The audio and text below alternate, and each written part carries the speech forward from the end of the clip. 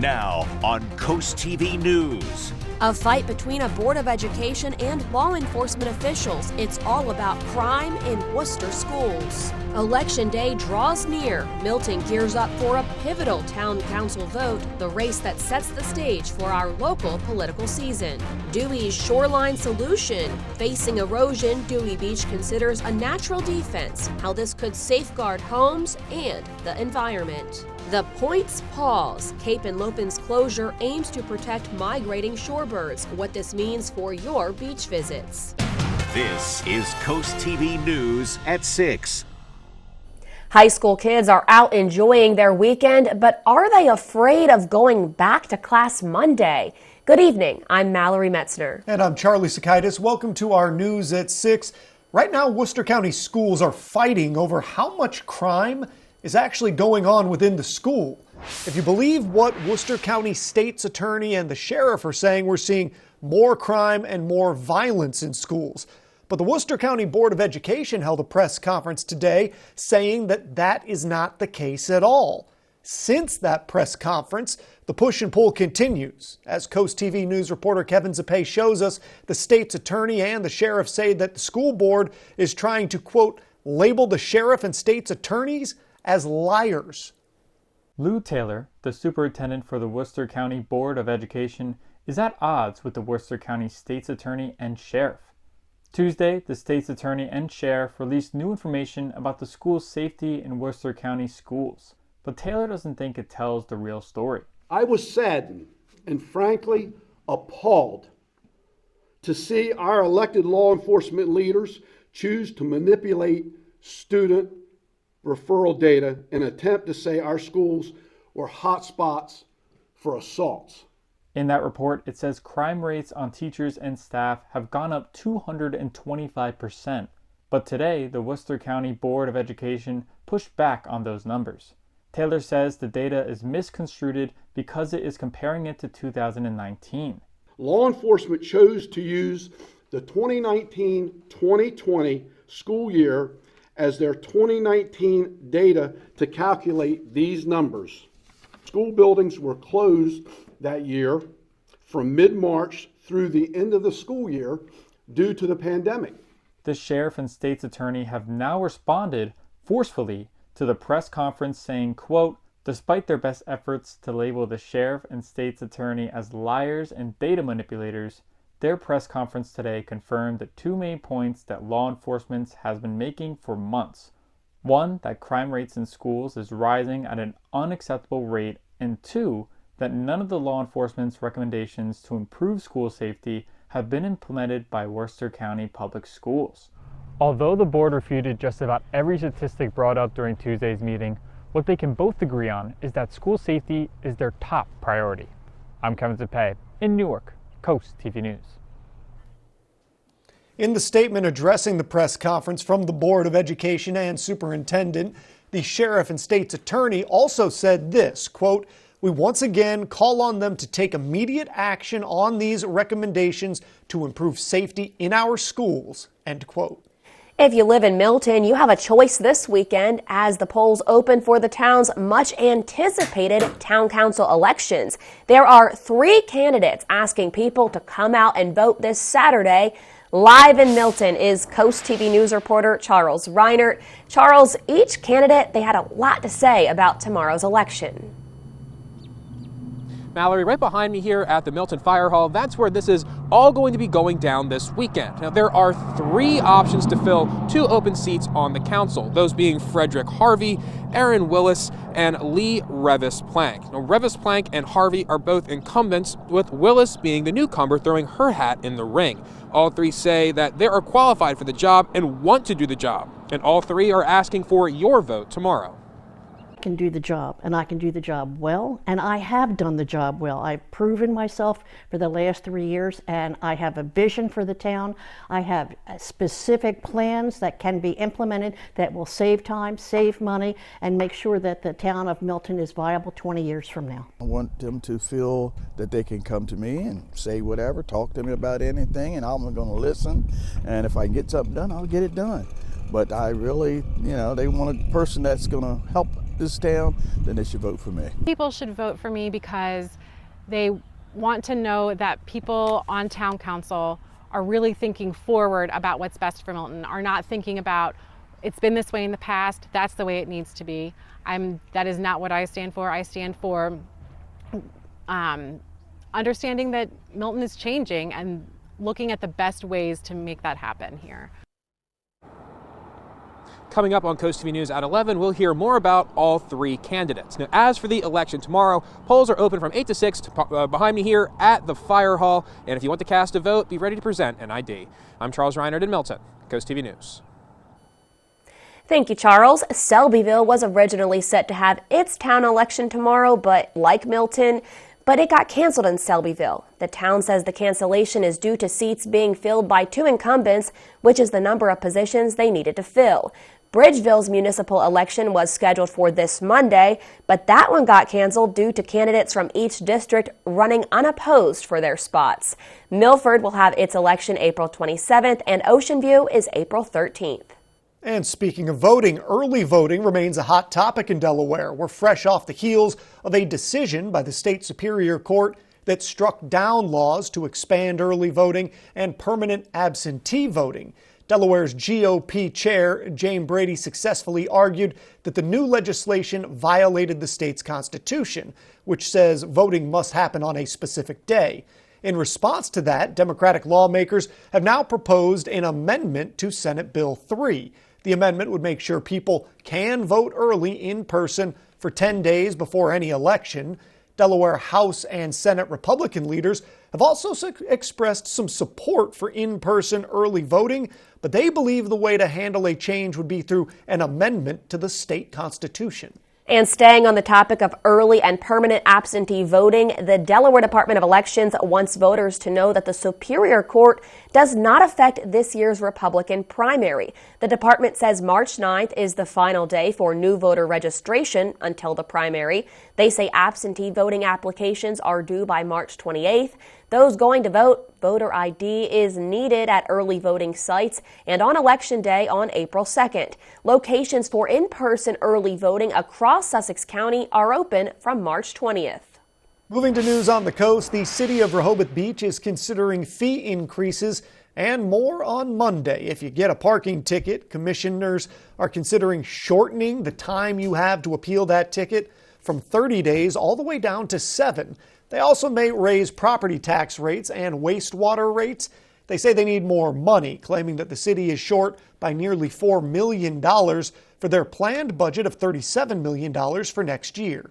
Same as Rehoboth, Lewis is meeting Monday for various topics that they want input on. The city will have a public hearing on its consideration of changing its outdoor noise rules to allow restaurants to play background music, but not live music. Then officials will talk about a new rule proposed for the city that aims to update the city's zoning laws by clearly defining what materials allow and don't allow water to pass through them. Another thing officials are addressing is a new rule to protect trees during building construction. We hit Rehoboth, we hit Lewis. Now let's check in on a meeting that's happening Monday in Milton. Town officials say they're going to meet to complete the annexation agreement for a property known as Scarlet Oaks.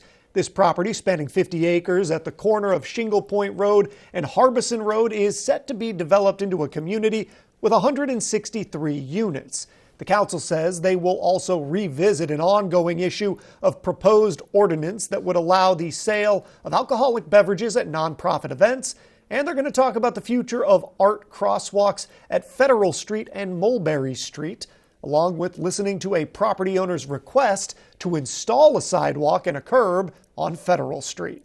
Fenwick Island is trying to make their town better for its people. The town recently adopted a 2024 comprehensive plan after working on it for 2 years. It covers everything from street safety to beach and dunes, coastal flooding, community development, and more. The plan will be in effect after Governor Carney signs it for approval. Taking a look into Ocean View right now, looking like a gorgeous evening. You can see the bridge in the background. Our First Alert Chief Meteorologist, Paul Williams. He's the bridge to your weather.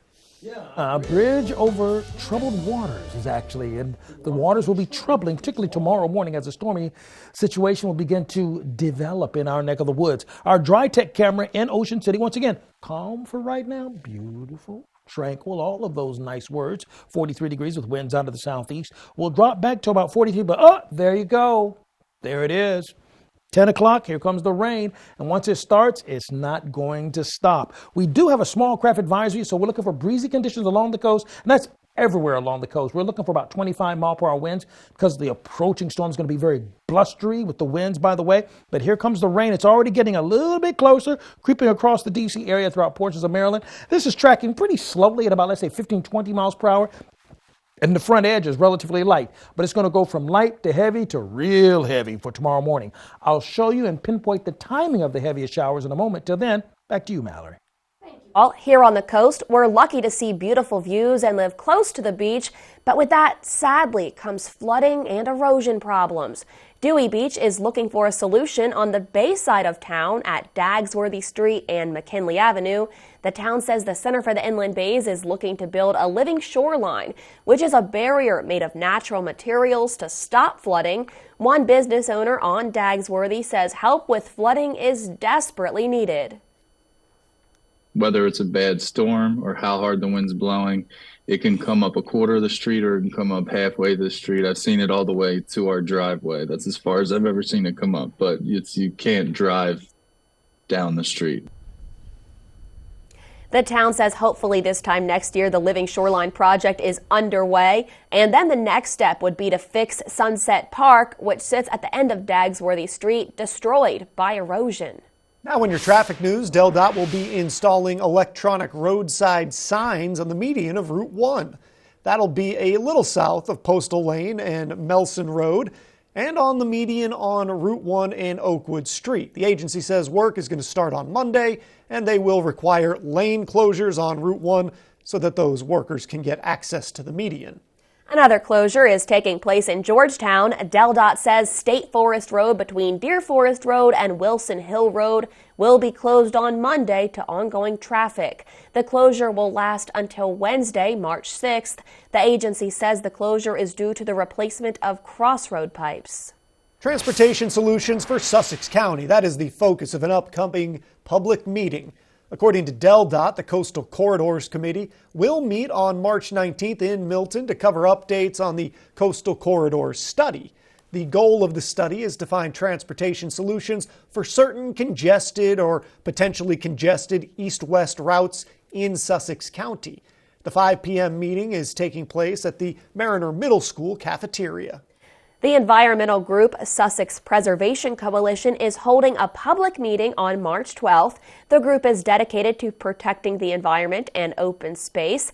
This meeting will focus on DelDOT's lessons from the 5 Points and Coastal Corridor studies and plans for Route 9 improvements. The meeting is 7 to 8:30 p.m. at the Lewis Library. And we're just getting started tonight on Coast TV News at 6. Get ready for Delaware's turkey hunting season. Learn how you can elevate your hunting skills and make sure you're legally prepared. Be prepared for this weekend. Witness the weekend's weather wobble. With sunshine, slipping in the showers, and vice versa. It's going to be kind of crazy. But first, we'll let you know why the point in Cape and Lopin State Park closed today when we come back in just 60 seconds. Hello, family. I heard we need to discuss our water. Dad? The neighbors didn't say we needed to discuss our water. They said our water is disgusting. Be sure about your water quality with a free water analysis from Shore Water Refining. Draper Media is seeking a passionate field correspondent for our daily and commercially driven lifestyle and entertainment show, Coast Life. You'll provide live coverage, produce pre-recorded programs, and maintain a strong digital presence. Candidates must have a dynamic on-air personality, be innovative, and show versatility while working with our clients. Learn more and apply today at drapermediajobs.com. Draper Media is an equal opportunity employer. Frustrated about your awful water? Don't be. Call Shore Water Refining. Be sure about your water quality with a free water analysis from Shore Water Refining. This is Coast TV News at 6. The Point at Cape Henlopen State Park is a favorite spot for many, and it closes down for the season today. Our meteorologist Alex Seymour spoke with some beachgoers who are out enjoying the Point on its last day open and explains why it will be closing down. Staring down the walkway leading to the bayside of the Point, you can truly grasp the beauty of our coast. The untouched dunes with beach grasses rustling in the wind. The breakwater East End Lighthouse stands tall in the distance, warning ships of the approaching shore. These views are what bring people out to enjoy the Point. I was very aware that this was the last day, and it's sort of become a ritual for me to walk the Point on the last day. I just love everything about it. Walking around the Point, you'll see the expansive dune system, which will soon be home to many shorebirds which use the Point to nest during the summer months. While the summer shorebirds have not yet arrived, some sanderlings, which migrate south during the winter and head north to nest in the Arctic during the summer, were still frolicking the beach.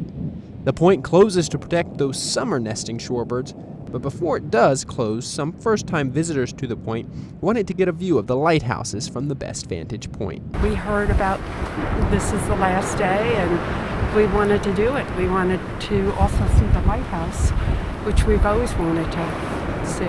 The ocean side of the Point will remain closed through September 1st, while the bay side of the Point remains closed through October 1st for any of those late-going migratory shorebirds.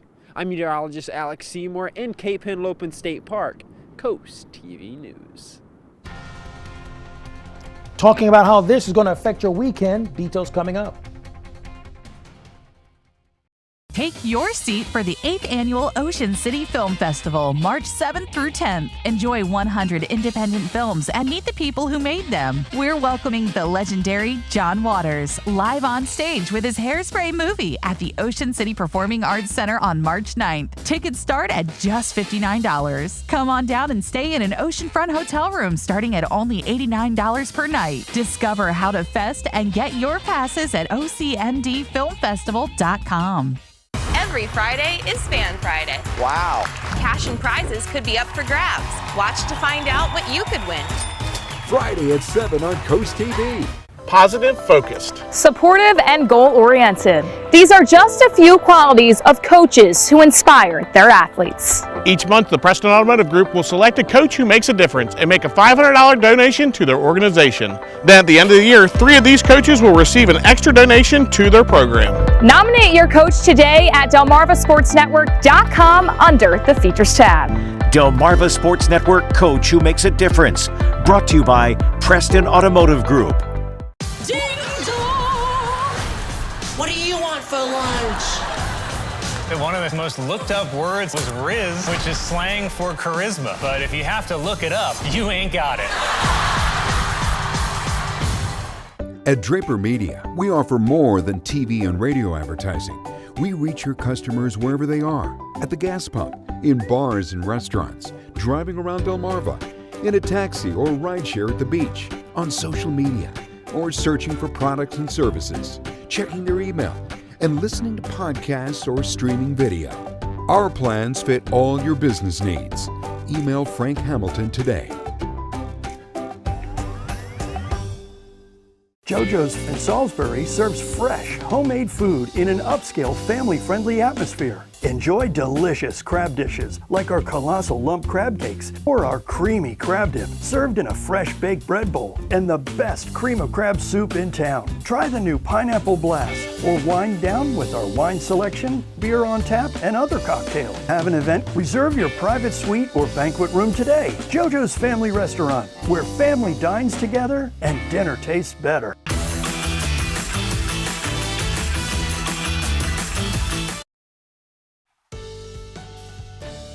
We are expecting a somewhat wet weekend, so to keep track of your forecast, be sure you call our line at 443-880-9100. It's our Coast TV First Alert Weather Line, sponsored by Baird, Mandelis, Brockstedt, and Federico.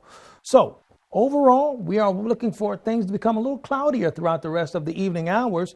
Right now, courtesy of our Tyndall camera in Ocean City, we're at 43 degrees right now with winds out of the southeast, 7 miles per hour. Temperatures will hover in the mid-40s for the rest of the evening with increasing cloud cover. Now, there's rain creeping slowly in our direction. Another one of our cameras, our Hershey's exterior camera, is holding at 43 degrees. We've got a couple of raindrops getting here a little bit earlier in this particular site, which is why we show cameras from different locations, even though they're in the same city. But increasing cloud cover, the moisture is creating a little bit of dew right now, but there's an abundance of moisture. Now, if your hair is sensitive to moisture, it's not a very good hair night, so to speak. We started off at 24 degrees in Georgetown and Salisbury, so we were once again very chilly start to the day. And we only warmed into the 40s. Now, we have breezy conditions along the coast, so a small craft advisory for 25 mile per hour winds, that stays active. But the main focus of the forecast is really later tonight and most of Saturday morning up to about, let's say, lunchtime, because we're watching out for rain. You see, we're in the 40s right now, 41 in Lewis, Milford, Georgetown, Delmar, 44 in Seaford, for example. And we're about 1 to 2 degrees warmer now than we were just 24 hours ago. But as you take a look at our expectations with our high-resolution rapid refresh model, we're looking at light scattered showers to start to move into our area as early as 9 o'clock tonight. Now, none of this is heavy, but its presence will be felt. And then we'll start seeing heavier showers pull through. Then about 7 o'clock is going to be what I call the witching hour, so to speak. That's when we're looking for the heaviest of rain to hit all of Sussex along Highway 113, particularly between Georgetown going down towards the connection between, or the cross section between 50 and 113. Ocean Pines, Long Neck, and everywhere in between, right in this region where I'm looking for the heaviest rain to hit. Now, we'll still see some continuing showers by lunchtime, but by about 4 or 5 o'clock, most of the rain should be out of the way. Sunday's a different animal. Starts off cloudy, but stays dry.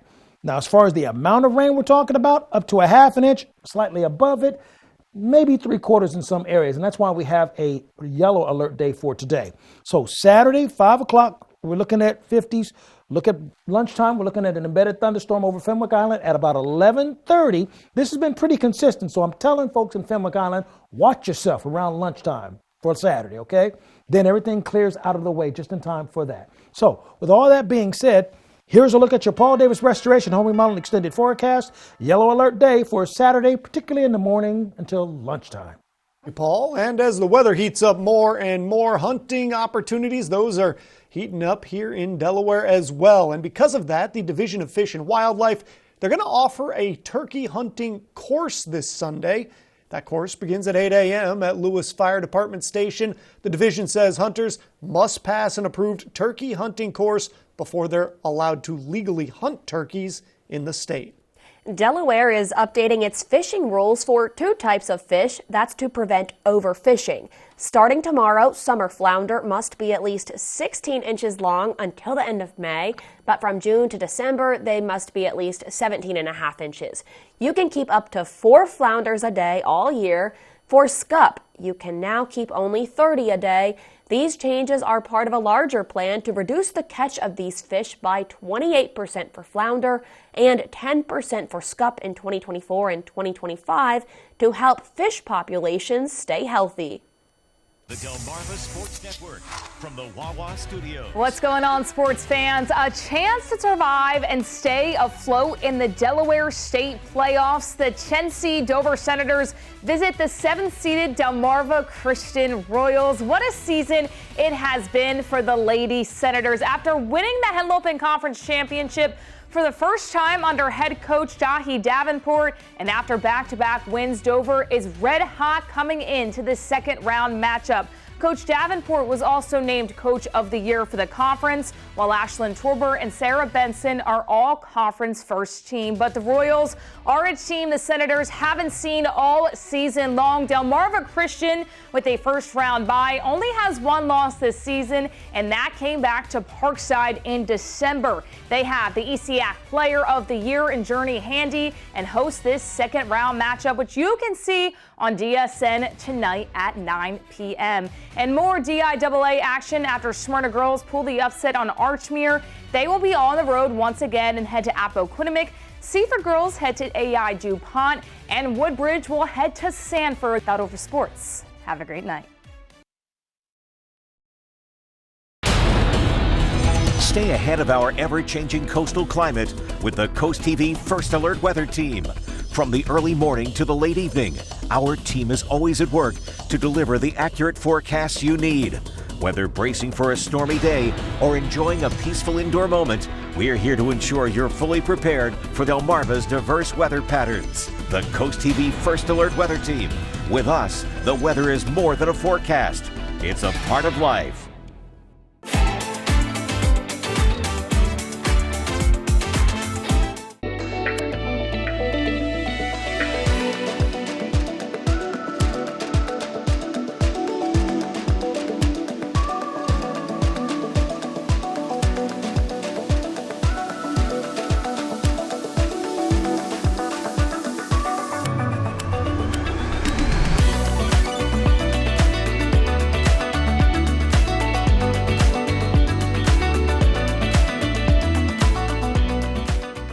Do you suffer from back pain, have trouble sleeping, or feel like you're slowing down? Hydrotherapy is clinically proven to reduce stress levels by 22%, lessening pain and improving sleep. At Delaware Hot Tub Company, we have saltwater hot tubs to give you these relaxing health benefits. Our saltwater hot tubs are a simpler, cleaner way to relax, using fewer chemicals, and are easier to maintain. Why stress when you can relax? Hot tubs, hotter prices. Visit Delaware Hot Tub Company in Millsboro today and ask about our 0% financing options. Next Jeopardy, the biggest tournament of champions ever, continues. You got to keep taking risks. Friday at 7:30 on Coast TV. On the Jennifer Hudson Show, Tashana Arnold and I go off once again.